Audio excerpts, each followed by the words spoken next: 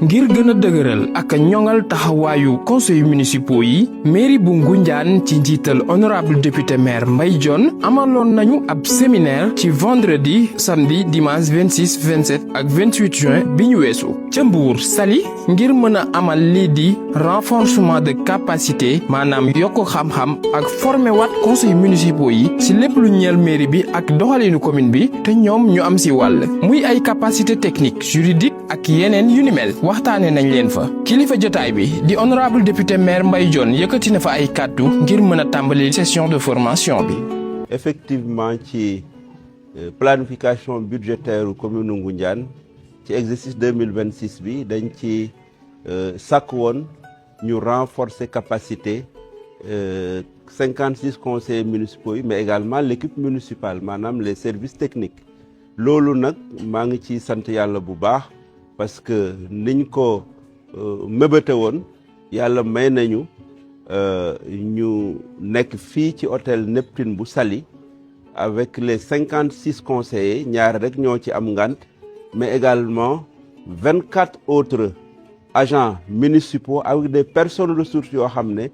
ñoom ñëpp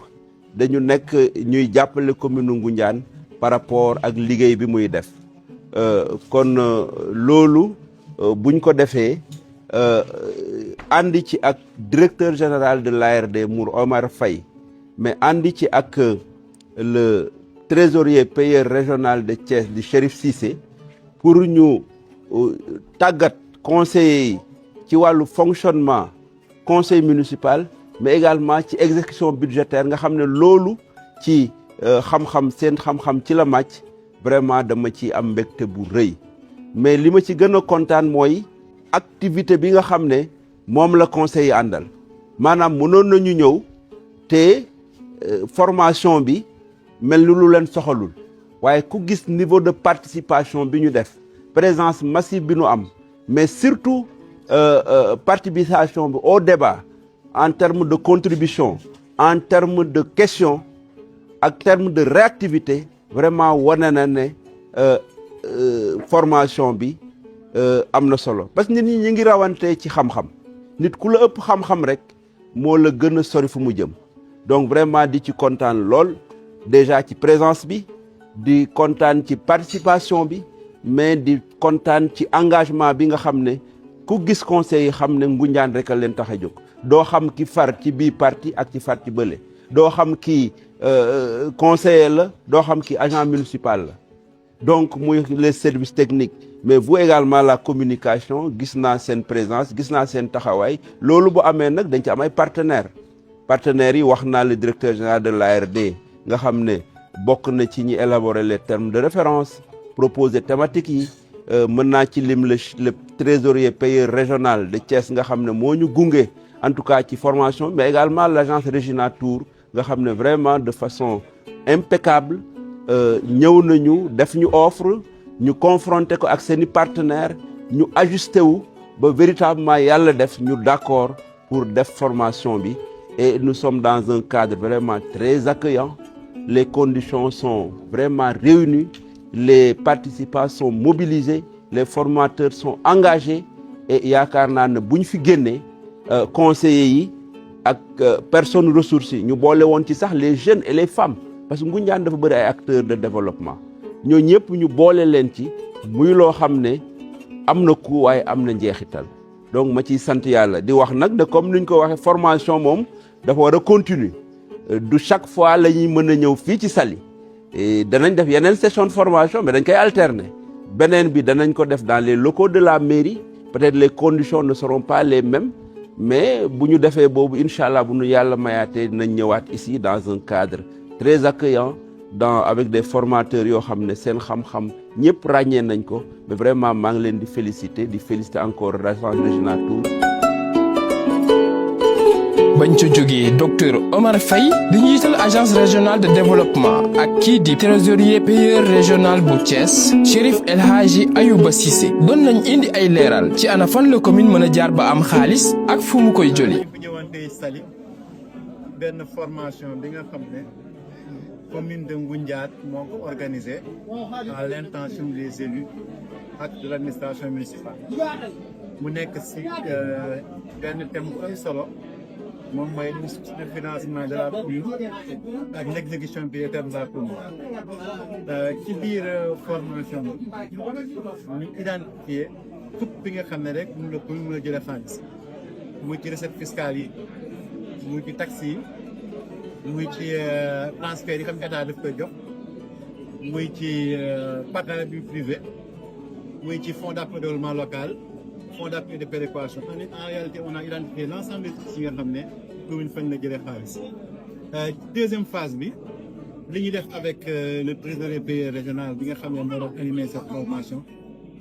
mooy xaalis boobu nga xam ne identifié nañ ko nan la ñu mën a def pour mun ko récupérer def ko ci compte commune bi pour mun a ko exécuter mu nekk la phase de l'exécution budgétaire exécution bi nag mooy exécution en recette et en dépense et là effectivement waxtaan nañ ci bu baax ak conseil ñu gën a mun a xam lan moo possible ci am recette lan moo possible aussi ci dépenser recette yooyu parce que lépp c'est encadré par la réglementation. ci njeexitalu séminaire bi nag de monsieur Mbaye Sarr monsieur Yipa Ndiaye monsieur El Hadji Gora Ngom ancien PCR de Ngoundiane Moustapha Sène conseiller municipal yëkkati nañ ay kàddu ngir wone seen mbégte ci bile séminaire. Je voudrais personnellement remercier le DG de l'ARD, remercier aussi le pays. En fait, les personnes ressources bari nañu Sénégal mais personnes ressources yu am disponibilité ak générosité de partage bi ñaar ñii am c'est très très très rare. Et je suis le président de la commission des marchés de la commune mais je vous dis que ne mën naa wax ne signé ay kayit rek laa ci am tout le travail comme ni ko Isma waxee pour rek appuyer tout le travail technique bi ñuy def ndoo ñii moo koy def encore une fois ngeen xàmmee ko ngeen ràññee ko te loolu dafay wane ne Ngoundiane liggéeyul en vase clos service technique yi fi état bi bàyyi yépp la ñu collaborer parce que bëgguñu juum ci lu bëree bëri vraiment encore une fois merci ci participation bi merci dama koy wax à Cheikh Mbacké Faye parce que ténacité ak comportement joué nañu ci formation bi fii école la dañu bëgg ay ndaanaan génne fii ba ku fi nekk boo demee fi nga mën a nekk ci àdduna bi nga doon ndaanaan personne n'est maître le savoir on ne naît pas avec on peut naître avec des prédispositions pour savoir mais pour xam nag da ngay jàng da ngay tarbiyu ku leen wax leneen de leen dina te arme bu njëkk pour xam mooy humilité Serigne Touba jàngal nañu humilité mooy arme bu njëkk pour jàng nañu mën nga xam li ci àdduna bi nga ñëw tase ak Amadou ci secteur am nga def aveu de d'humilité ba xam ci Amadou loo yokk payeur wax na ko fi léegi dafa ñëwoon jàngale si ñu mais am na lu mu jàng ci ñun te loolu mooy àdduna encore une fois merci à tout le monde ci attention bi ngeen porté ci kii bi.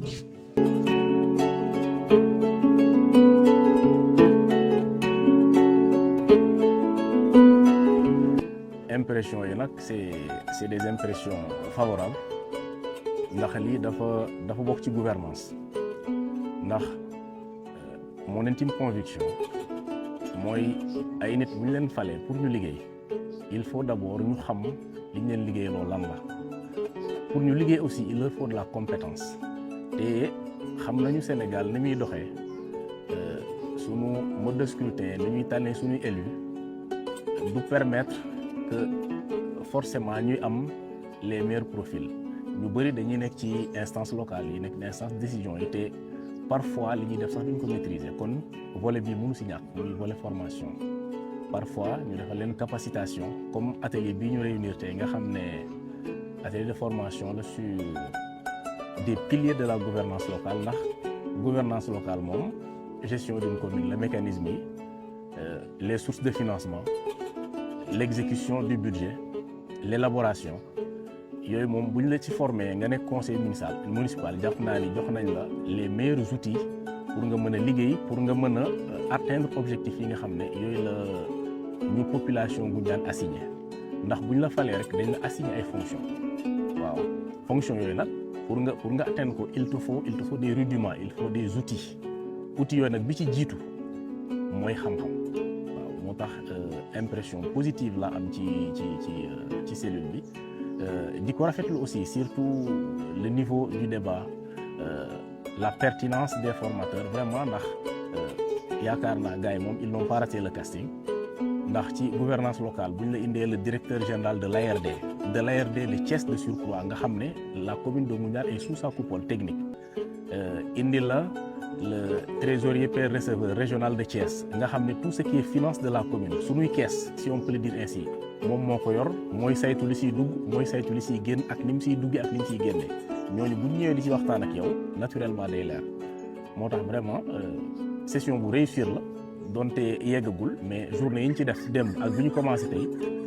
da ngay xam ni macha allah liñ ci amoon ci ay attente amul benn boo xam ne am nañ ci déception.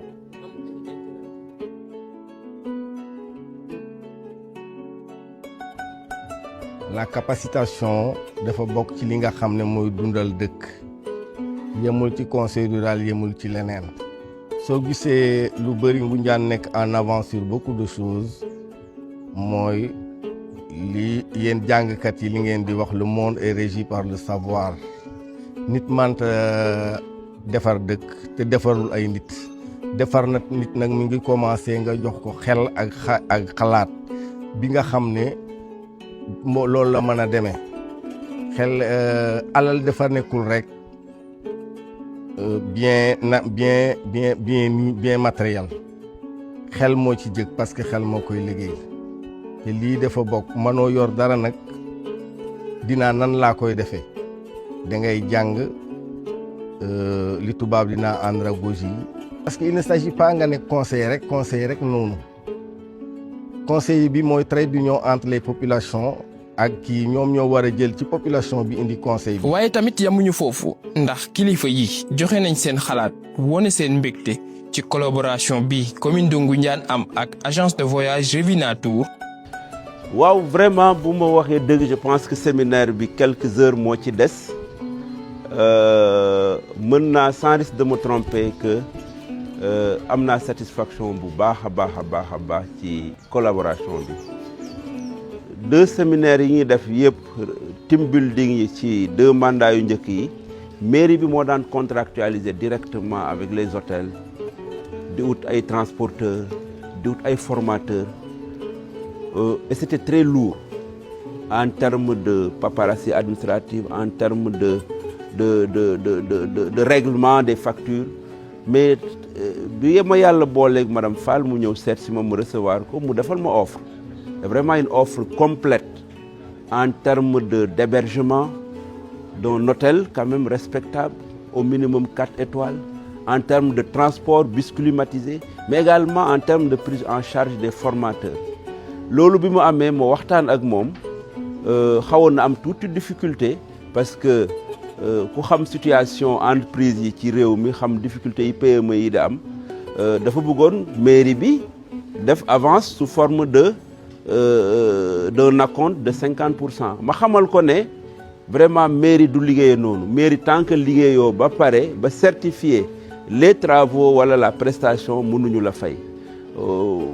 mu nangu ko nag c'était très difficile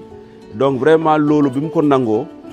jël na toutes les dispositions pour assurer un service de qualité moo xam hébergement bi la moo xam restauration bi la moo xam la qualité des formateurs et le transport vraiment ils l'ont assuré et je pense que conseillers et les participants du séminaire peuvent dire la même chose bu loolu amee nag véritablement mënuma lu dul remercier leen encourager leen di leen wax je suis à leur disposition te bu soobee yàlla lépp lu ma mën pour recommander que leen mes collègues maires yi nga xam ne je suis leur secrétaire général danaa ko def parce que vraiment c'est un partenaire très efficace di ñaan yàlla rek yàlla may ñu ba beneen yoon ñu mën ko defaat et véritablement mu nekk intérêt de toutes les parties. honorable député maire Mbaye Dione ak mbooleem ñi topp ci moom ñu ngi gën a féddali seen ànd ak conseil municipaux yi ngir gën a mën a jege askan wi. mairie bu Ngoundiane saa su ne mi ngi wéy di gën a jege askan wi.